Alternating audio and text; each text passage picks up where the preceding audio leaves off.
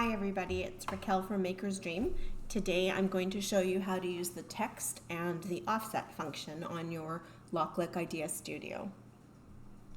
Okay, so along the top ribbon here you'll find your text function button, so you click on that and you'll see it opens two menus here. So this one here, the Sansita Black, that's just the font name that I used last, so that's your font menu, and then you have your size here, so you can start with the size that you think you might want just by clicking up and down on these arrows, and then you can change your font by clicking on this down arrow to open the menu to here, and you'll see I'm on the system fonts right now, so these are all different fonts that I have available to use on the computer I'm currently working with. Or I can go over here to LOKLiK, click on there, so it highlights it in that nice LOKLiK blue color, and it shows you all of the fonts that LOKLiK has for our personal use, and they've just got a disclaimer here that they are not to be used for commercial use. So today I'm just going to make a sticker that I might either cut out of vinyl to put on my water bottle or notebook, or I can also do a print and cut with it. So I'm going to pick one of my favorite fonts, Poppins Bold here. So we just hover over it so it's got the LOKLiK blue rectangle around it, and click on that. So you'll see all it has done so far is just change here in my font menu that it's now the Poppins Bold, but there's actually no text box anywhere. So in order to get my text box, I just go anywhere onto the canvas and I click, and it will add it to the canvas. Now you'll notice that LOKLiK is the word, they use that instead of text or write. Some other programs do, so they just use their company name. And so you'll see it's highlighted here, so that means I can just type over it with what I want, or if I accidentally clicked off it and it was like this, I just go ahead and click on anywhere on that text box, or double click on it, and it will highlight it again, and then I can just type in my name, like so. Okay, so if I want to change the size of that, to click off there. There we go. And you'll see that there are those little squares, and when I hover on them you can see that it's giving me an arrow. That just means I can extend it, so I can click that and drag it larger. I can also move it around on my screen by clicking on it and then dragging it away from the square, like not on the squares, just within the text box itself, I can drag it. Okay, another way I can change it is to go over here to the right hand side in these panels. You've got your layer panel and then your property panel. The property panel is the one we want for size, and you'll notice it is in millimeters right now. If I want to change that, and you can see here as well where my mouse is that it's in millimeters, you just click off of the text box so that you're on the canvas itself, anywhere in the blank canvas, right click, and it gives you the options to have pixels, inches, or millimeters. So I'm going to put it into inches, and then when I click on the text you'll see that now it's measuring it, there we go, in inches, and again on the size here on the property panel it has it in inches.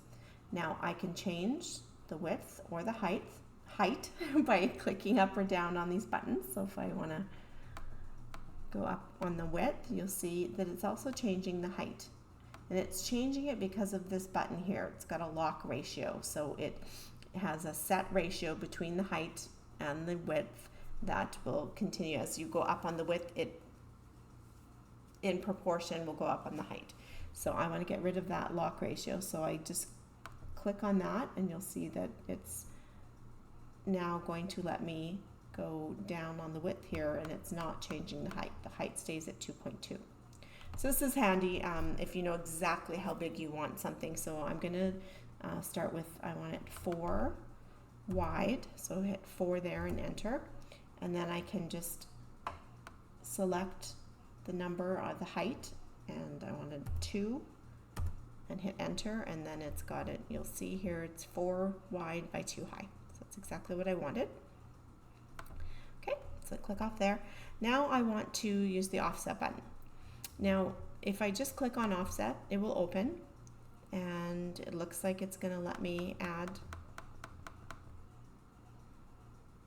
an offset here, right? It's up to, it was 0, now it's 12, and if I hit confirm, you'll see that nothing has happened here. That's because it doesn't know what you want it to offset, so we have to let it know by selecting the image or the text that we want it to add an offset to. So we click on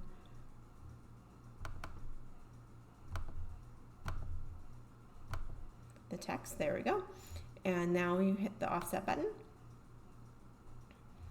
and now you can also choose the corners, whether you want round or sharp. I'm going to stay with a round corner, and if I go and add this to 12 like I did before, you see that something is happening, but you can't exactly tell how big the offset or what it's going to look like, your final result is going to look like. So I'm going to cancel out of there and show you what you need to do first. So I'm going to click on my text, and then I'm going to change the color, because what it's doing, what the software is doing, is it's adding the offset in black.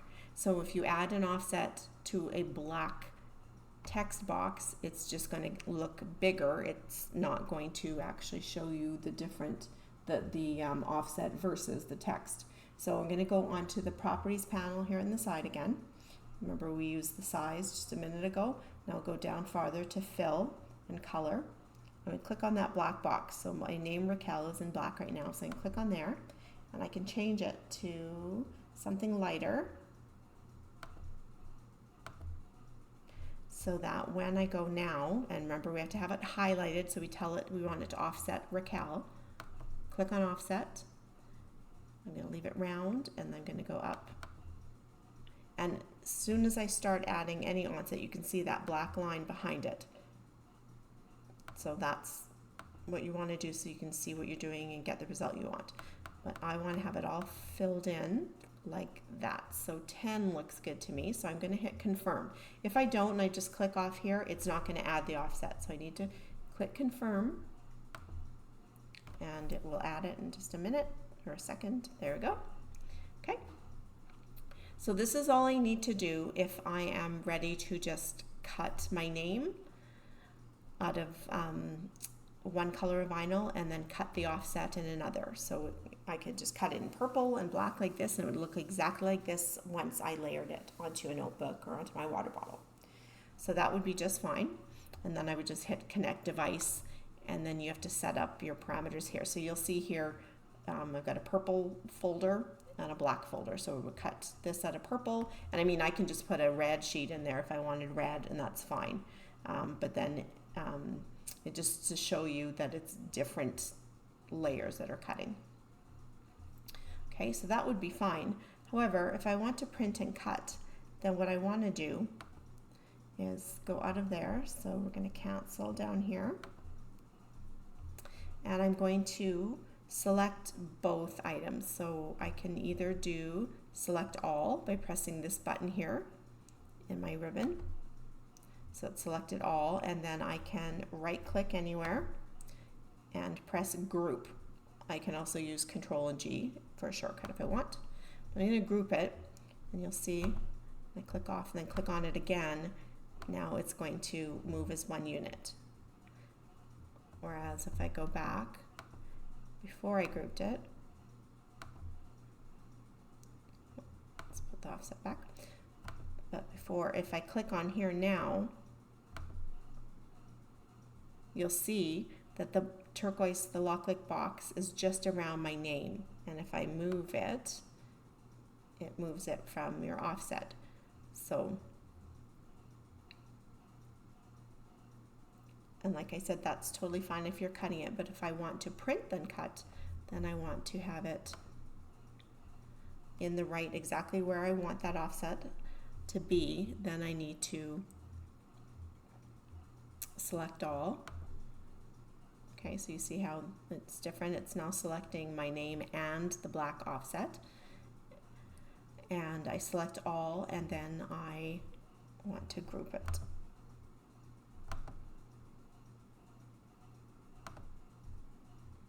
So that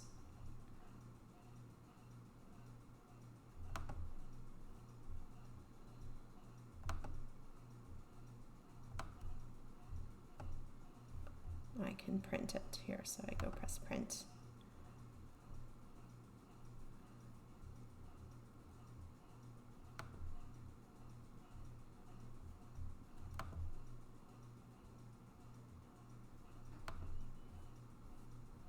And then connect my device, and I can do print then cut. It will show you here. Now you'll see that right now it's not in the right spot here. We want it to be within these registration marks. That just means I need to move it on my canvas. So I'm going to go down here and cancel. And I am going to connect device. I'm going to go back to standard cut. There we go. And onto my canvas, and I'm going to highlight it, and then I'm going to move it over a bit so that it's going to be in the right spot when it's ready to print and cut. So now I can click print and cut here, and you'll see it's within my registration marks for that. So there you go. You've got the two options. You can print and cut, or you can go back to just the standard cut and use that for whatever you need to. So I hope that was helpful, and if you want, please remember to like and subscribe to our channel here. You can also see us at our website at makersdream.ca for more inspiration and more videos. Thank you, everybody. Happy making.